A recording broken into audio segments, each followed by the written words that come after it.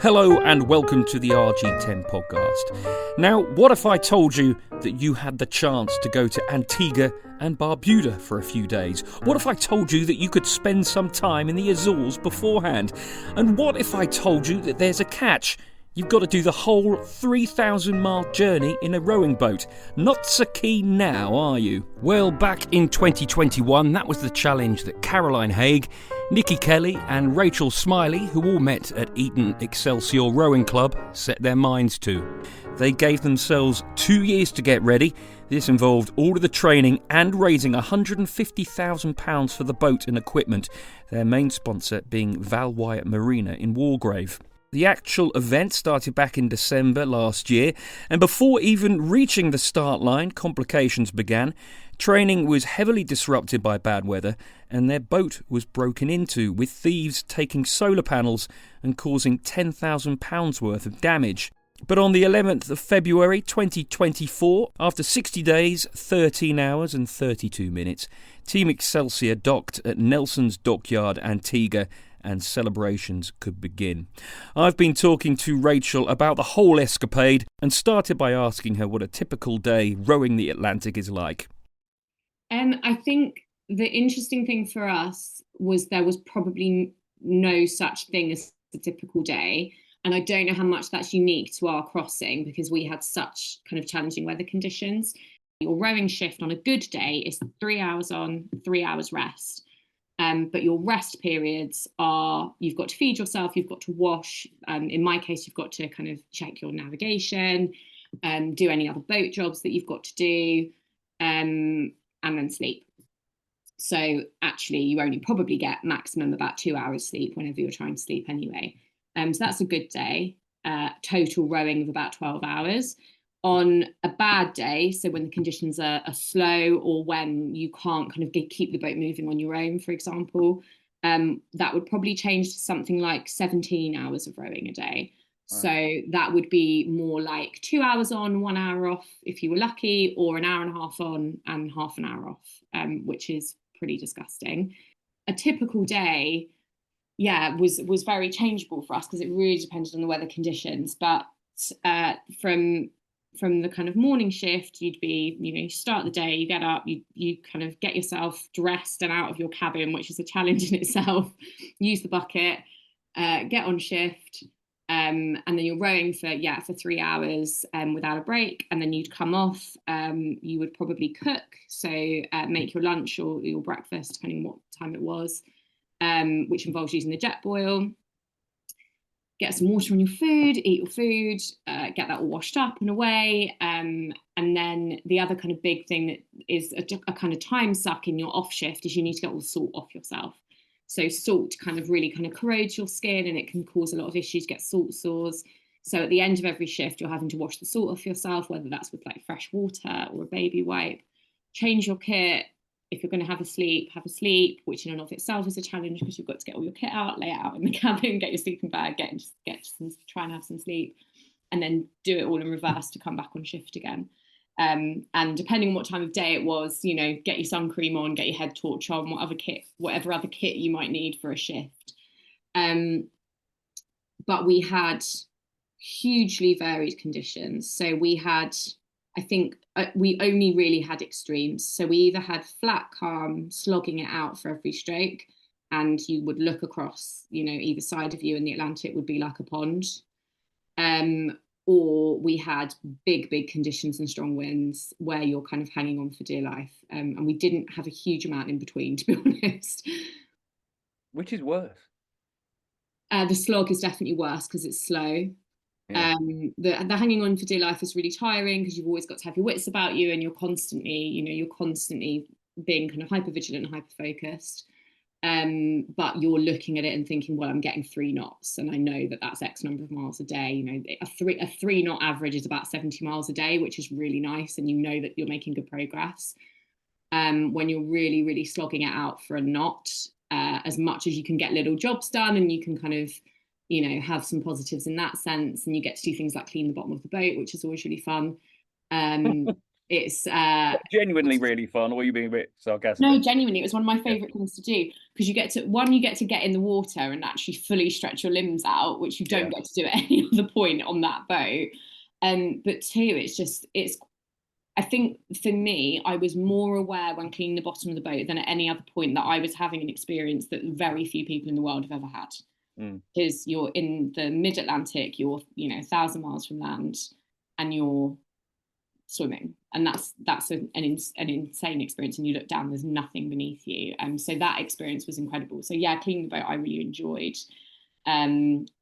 But yeah, the slow days less so. Were there any moments where the boat, the waves were so big that the boat capsized, or are there any other incidents along like that where you felt, right, we're in a bit of danger here? Yeah, we had our first capsize within like the first 48 hours. I think we capsized in the first 48 hours. So it was a pretty like rude welcome to ocean rowing. We were all in the cabins, which I guess depending on how you look at it is quite fortunate, because for me, I think that was less scary than if I'd been on deck. I think we all dealt with that differently. I think some of us found that more kind of scary than others. For me, actually, in a sort of perverse way, it kind of built confidence, because then I was like, well, the boat self-righted, she did what she was supposed to do, and we know we can trust the boat. But obviously it is scary having kind of really big waves coming up over your head and things like that. During that first capsize, we had quite a lot of water come into the cabins, and that's normal. It comes through the vents. But obviously when that happens for the first time, you're like, what is happening? And that is quite scary. And it was dark as well. So it's quite frightening in the dark to be trying to work out, is this normal kind of ingress of water, or is there a hole? And obviously the boat was completely fine, so that was fine. We did get sideswiped by waves quite a lot during the crossing. So you can be, chugging along quite nicely, surfing down the tops of waves, which is really, really fun. And then suddenly one will just come from a different direction. You'll get smacked is the only way to describe it. And the water just rushes over the deck. So the boat's not going to capsize, but you feel like you're kind of, with the wave getting chucked across the deck, which is not great. So yeah, real kind of a mix of things like that. We had a lot of what are called knockdowns, which are where the boat will kind of come up on a wave and get lifted up and then kind of smack back down when the wave moves. And the boat's very secure. They're amazingly designed by a company called Rannoch. But you do then get huge amounts of water again, like rushing over the deck. You become, I wouldn't say complacent, but you become sort of attuned to that remarkably quickly. And you look at it and you stop thinking, oh no, and you just think, oh, I'm going to get wet again. So you do sort of change your attitude to it, I think, as time goes on. But yeah, we had some pretty spicy conditions, should we say. And you had something, your oar was broke or something along those lines, I heard. Tell me about that. Yeah, so I was actually on the phone to the duty officer for the race at the time. We had been what's called spun, kind of by the conditions, what we would call spun by the conditions. So essentially we had got knocked off the top of a wave, and rather than being the right way round, rather than being kind of our bow pointing in the right direction, our bow was pointing the opposite way around. We'd been kind of spun through 180 degrees. And when that happens, you almost become kind of pinned between two waves. So you have to work really hard physically to turn the boat back round, because the waves are trying to push you a particular way. So I was on the phone to the duty officer getting some advice kind of from them about how best we could do that in the big seas that we had. And I heard Nicki say, I've broken an oar. And then I could see through the cabin door that Caroline had broken an oar. And I thought, well, no, Caroline's broken an oar. And then we realised actually we'd broken 2 oars in one wave, which was really unlucky. And that was only about day 5 of our crossing. So we were all really worried. We were all sort of looking at each other going, well, statistically, this isn't good because we don't have that many spares. But actually, luckily, we didn't break any other oars on the crossing. We didn't lose any oars. And we have kept them. So I think I'm certainly would quite like to have one of the broken ones on my wall, I think, rather than the intact ones. I don't know that it's the feel good movie of the year, but I think one of the things we were quite lucky with was that actually with the 3 of us, nobody was having their worst day at the same time. So when one of us was at their absolute lowest, somebody else was usually in a position to kind of be able to, you know, cheer them up and not go, God, you're right, it is really awful. And that, you know, I don't think that's something, you know, I think that's as much luck as anything else, but that worked really, really well for us because it meant that you always had that support. I think, of course, on, you know, you're living in a confined space together for 60 days, you're going to snap at each other, you're going to get cross with each other. But we'd taken a lot of time in our training and in our planning to kind of set out, like, you know, how do you like to be communicated with? Like, what are the things that are an issue for you? What are the things that stress you out? So I think our communication was pretty good. I think the thing that tested us the most was that first week for us when the conditions were really challenging and we were very much in survival mode. I think when you're in those conditions, that's the point where it's really hardest to be kind of kindest to yourself and kindest to each other. But no, I don't think we didn't have any, you know, massive blowouts or anything like that. We ended the crossing still really good friends. So yeah, I don't think we had the kind of Ben Fogle and James Cracknell experience. You mentioned there people having their worst days. Again, I don't want to drag up any awful memories for you, but Rachel, can you pinpoint what was your worst day of the whole trip? I'll ask you about your best day in a moment, but was there any day in particular that stands out for you? So I was talking to my mum about this the other day, and actually I didn't have particularly like a bad kind of whole day in a sense. Although I can think of one that was like kind of technically the worst day. But for me, I don't have a good long enough attention span to be that stressed for any length of time. So I would be really miserable for about an hour and then I'd get distracted and I wouldn't have the energy to kind of be miserable anymore. So I would kind of move on with that. But I think the worst day was we had a day where we were trying to get the boat turned around in that kind of being pinned by the conditions that I described earlier. And we tried absolutely everything we could think of. You know, we tried, a thing called a drogue, which is where you're putting something off the stern of the boat. We tried, you know, different things with hand steering or foot steering and, you know, different combinations of rowing and, you know, trying different things. And we essentially it felt like wasted an entire day because at the end of the day we still hadn't got turned around, and that was really hard. So we were on parachute anchor and we were at the end of the day being like, well, that's it, that's another 24 hours that we've just not made any progress now. So that was exhausting and just felt like we hadn't really got anywhere. So I think that for me was probably the worst day because it was just so frustrating. So I've asked you about the worst day and the best day. Other than seeing land for the first time in 6 days, which was amazing. I think we had a day, it was on Christmas Day evening, we had about 100 dolphins, a huge pod of dolphins, following us for about an hour, playing under the boat, kind of swimming in front of the boat. And that was amazing. And it was that kind of experience that, again, you think like so few people have ever been privileged enough to have this experience. And was just incredible. Like I can't even kind of describe it really, because they were just, it seemed like we had dolphins that just really wanted to play with us and play with the boat, which was just super cool. So yeah, I think that was one of the real high points for me. I really loved that.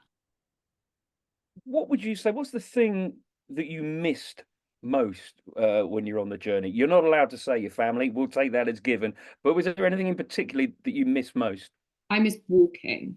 So for me, like my like, oh, I'm stressed, I'll go for a walk around the block. That's my like, release valve or whatever you want to call it. So not being able to just get up and go for a stroll, I really, really missed. I definitely missed like things like a comfy bed much more than I expected to really miss things like fresh food, which we all did. But actually I found that I could kind of cope with the food and I would just sort of resign to it. Whereas every night I would kind of go to bed and be like, oh, I really miss my bed. So yeah, I think those were the two big ones for me, was like a proper bed and being able to go for a walk. Finally then, Rachel, I'm sure you're aware of the quote, Steve Redgrave, sorry, in the 1996 Olympics, his penultimate Olympics, as it turned out, at the end of the race, he says something along the lines of, if you ever see me in a boat again, then shoot me. Does that ring true for you? No, not at all. Not at all. Nicki and I in particular were already on the crossing being like, so next time. So I think I would, I would be really interested in doing another crossing. I am being very honest with myself right now, which is saying, like, do I honestly have the energy for another campaign? Because actually the campaign was really exhausting. But certainly got, lots of interest in doing other projects. There are other things in the UK, for example, that I'd be really interested in doing.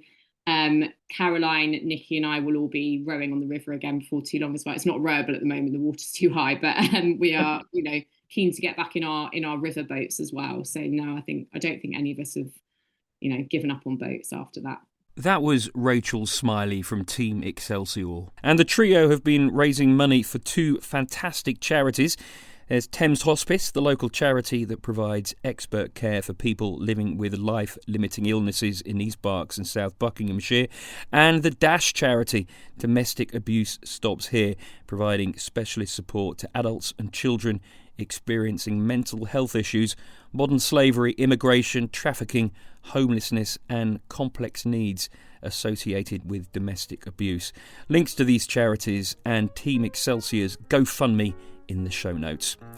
Thanks for listening to the RG10 podcast. If you have recently rowed the Atlantic, then please do get in touch.